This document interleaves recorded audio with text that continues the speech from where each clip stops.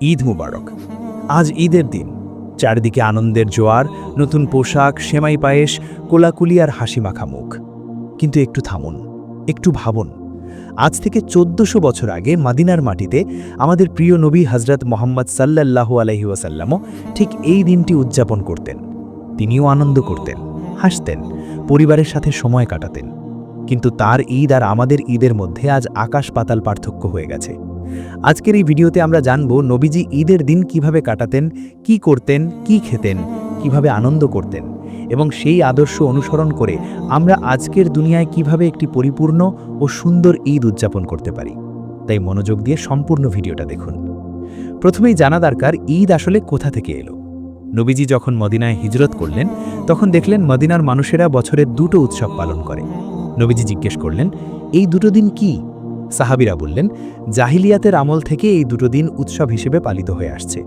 তখন নবীজি বললেন, আল্লাহ তাআলা তোমাদের এই দুটো দিনের পরিবর্তে আরও দুটো উত্তম দিন দিয়েছেন। একটি হলো ঈদ উল ফিতর এবং আরেকটি হলো ঈদ উল আজহা। এই হাদিস থেকে বোঝা যায় ঈদ হলো আল্লাহর দেওয়া উপহার, ইসলামের নিজস্ব উৎসব। এটি কোনো সংস্কৃতি বা ঐতিহ্য থেকে আসেনি, এসেছে সরাসরি আল্লাহর পক্ষ থেকে। এখন আসুন জানি নবীজি ঈদের দিন ভোর থেকে কিভাবে শুরু করতেন। নবীজির ঈদের দিন শুরু হতো ফজরের নামাজের অনেক আগে থেকে। তিনি গোসল করতেন, পরিষ্কার ও সুন্দর পোশাক পরতেন এবং সুগন্ধি ব্যবহার করতেন। হাদিসে এসেছে নবীজির কাছে একটি বিশেষ পোশাক ছিল যা তিনি শুধুমাত্র ২ ঈদ ও জুমার দিনে পরতেন। এই হাদিস থেকে বোঝা যায় ঈদের দিন সুন্দর ও পরিষ্কার পোশাক পরা সুন্নাহ। ঈদ উল ফিতরের দিন নবীজি ঈদগাহে যাওয়ার আগে বিজোড় সংখ্যায় খেজুর খেতেন। হাদিসে এসেছে তিনি ৩টি বা ৫টি বা ৭টি খেজুর খেয়ে তারপর ঈদের নামাজে যেতেন। কিন্তু ঈদ উল আজহার দিন তিনি ঈদের নামাজের আগে কিছু খেতেন না, নামাজের পরে কোরবানির গোশত খেতেন। এই পার্থক্যটুকু জানা আমাদের জন্য জরুরি, কারণ এটি নবীজির সুন্নাহ। নবীজি ঈদের দিন রাস্তায় বের হওয়ার সময় উচ্চস্বরে তাকবীর পড়তেন, আল্লাহু আকবার, আল্লাহু আকবার, লা ইলাহা ইল্লাল্লাহু, আল্লাহু আকবার, আল্লাহু আকবার ওয়ালিল্লাহিল হামদ। এই তাকবীর পড়তে পড়তে ঈদগাহের দিকে হেঁটে যেতেন। সাহাবীরাও তার সাথে তাকবীর পড়তেন। মদিনার রাস্তাঘাট তাকবীরের আওয়াজে মুখরিত হয়ে উঠত। আজ কি আমরা ঈদের দিনে এই তাকবীর পড়ি? বেশিরভাগ সময় আমরা এই সুন্নাহ ভুলে যাই। নবীজির আরেকটি সুন্দর সুন্নাহ ছিল ঈদগাহে যাওয়ার সময় এক রাস্তা দিয়ে যাওয়া এবং ফেরার সময় অন্য রাস্তা দিয়ে ফেরা। এই সুন্নাহের পেছনে হিকমত হলো বেশি বেশি মানুষের সাথে দেখা হবে, বেশি মানুষকে সালাম দেওয়া যাবে এবং বেশি জায়গায় ঈদের আনন্দ ছড়িয়ে দেওয়া যাবে। নবীজি ঈদের নামাজ পড়তেন খোলা মাঠে, ঈদগাহে, মসজিদে নয়। এটি তার সুন্নাহ। ঈদের নামাজে পুরো মদিনার মানুষ একত্রিত হতেন। নারী, পুরুষ, বৃদ্ধ, শিশু সবাই আসতেন। এমনকি যে নারীরা সেদিন নামাজ পড়তে পারবেন না তাদেরকেও নবীজি বলেছিলেন ঈদগাহে আসতে, যাতে তারা মুসলমানদের দোয়া ও কল্যাণে অংশ নিতে পারেন। এই হাদিস থেকে বোঝা যায় ঈদ শুধু ব্যক্তিগত উৎসব নয়, এটি সম্পূর্ণ মুসলিম সমাজের একটি সম্মিলিত আনন্দ। ঈদের নামাজের পর নবীজি খুতবা দিতেন। তারপর মানুষ একে অপরের সাথে কোলাকুলি করতেন, শুভেচ্ছা জানাতেন। সাহাবীরা একে অপরকে বলতেন, তাকাব্বালাল্লাহু মিন্না ওয়া মিনকুম, অর্থাৎ আল্লাহ আমাদের ও তোমাদের আমল কবুল করুন। এটি ঈদের সুন্নাহ শুভেচ্ছা। আজকে আমরা ঈদ মুবারক বলি, এটাও ভালো, কিন্তু সাহাবীদের এই দোয়াটিও মনে রাখা উচিত। এখন আসুন জানি নবীজি ঈদের দিন পরিবারের সাথে কিভাবে সময় কাটাতেন। হযরত আয়েশা রাদিয়াল্লাহু আনহা বর্ণনা করেছেন একটি অসাধারণ ঘটনা। ঈদের দিন দুজন মেয়ে তাদের ঘরে এসে গান গাইছিল এবং হাদিসে এসেছে তারা বুয়াজ যুদ্ধের বর্ণনামূলক গান গাইছিল, যা ছিল ঐতিহাসিক কবিতার মতো। নবীজি ঘরে প্রবেশ করলেন এবং শুনলেন। হযরত আবু বকর রাদিয়াল্লাহু আনহু এসে বললেন, নবীজির ঘরে এই গান কেন? তখন নবীজি বললেন, হে আবু বকর, প্রতিটি জাতির একটি উৎসব আছে, আর এটি আমাদের উৎসবের দিন। এই হাদিস থেকে বোঝা যায় ঈদের দিন আনন্দ করা, হাসি খুশি থাকা, পরিবারের সাথে সময় কাটানো সম্পূর্ণ বৈধ এবং নবীজি নিজে এটি অনুমোদন করেছেন। তবে এখানে একটি গুরুত্বপূর্ণ বিষয় লক্ষ্য করুন। সেই গানটি ছিল ঐতিহাসিক বর্ণনামূলক, অশ্লীল নয়। আজকের যুগের গান বাজনার সাথে এর বিস্তর পার্থক্য। আজকের যুগে ঈদের নামে যে গান বাজনা হয় তার বেশিরভাগই অশ্লীল, নারী পুরুষের অবাধ মেলামেশা, নাচ ও বেহায়াপনায় ভরা। এটি কোনোভাবেই ইসলাম সম্মত নয় এবং এটি ঈদের সুন্নাহের সম্পূর্ণ বিপরীত। এছাড়া নবীজির ঈদের দিন আরেকটি বিশেষ বিষয় ছিল শিশুদের প্রতি মনোযোগ দেওয়া। হাদিসে এসেছে ঈদের দিন নবীজি শিশুদের সাথে খেলতেন, তাদের কাঁধে তুলতেন, তাদের সাথে হাসতেন।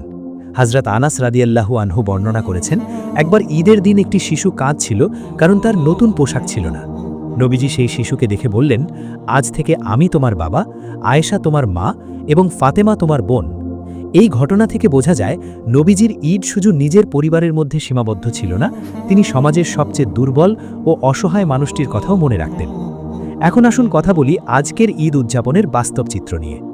আজকে আমাদের ঈদ কেমন হয়? ঈদের রাতে ফটকাবাজি, হইচই, রাত জাগা। ঈদের দিন সকালে অনেকে ঘুম থেকে উঠতে পারেন না, কারণ রাতে ঘুম হয়নি। ঈদের নামাজে পৌঁছাতে দেরি হয় বা অনেকে নামাজই ছেড়ে দেন। নামাজের পর শুরু হয় সেলফি তোলার প্রতিযোগিতা, তারপর গান বাজনা, মুভি, নাটক দেখা। বিকেলে পার্কে বা শপিং মলে ভিড়, অনেক জায়গায় নারী পুরুষের অবাধ মেলামেশা। রাতে আবার হইচই। এই কি ঈদের সুন্নাহ?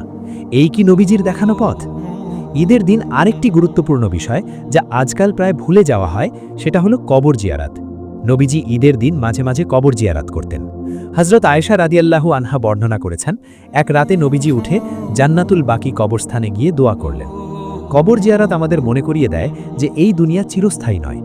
ঈদের আনন্দের মাঝেও যদি একটু কবর জিয়ারাত করা যায়, তাহলে মন আখেরাতের কথা মনে রাখে এবং বেহিসাব আনন্দে ডুবে যায় না। এখন প্রশ্ন হলো, আজকের দুনিয়ায় আমরা কিভাবে সুন্দর ঈদ কাটাবো? প্রথমত, ঈদের রাতে তাড়াতাড়ি ঘুমিয়ে পড়ুন, যাতে ফজরের আগে উঠতে পারেন। ঈদের দিন ফজরের নামাজ পড়ুন, গোসল করুন, পরিষ্কার ও সুন্দর পোশাক পরুন, সুগন্ধি ব্যবহার করুন, কারণ এটি সুন্নাহ। ঈদুল ফিতরে ঈদের নামাজের আগে বিজোড় সংখ্যায় খেজুর বা মিষ্টি কিছু খান। তাকবীর পড়তে পড়তে ঈদগাহের দিকে হাঁটুন। দ্বিতীয়ত, ঈদের নামাজ পড়ুন এবং খুতবা মনোযোগ দিয়ে শুনুন। নামাজের পর সবার সাথে কোলাকুলি করুন এবং তাকাব্বালাল্লাহু মিন্না ওয়া মিনকুম বলুন।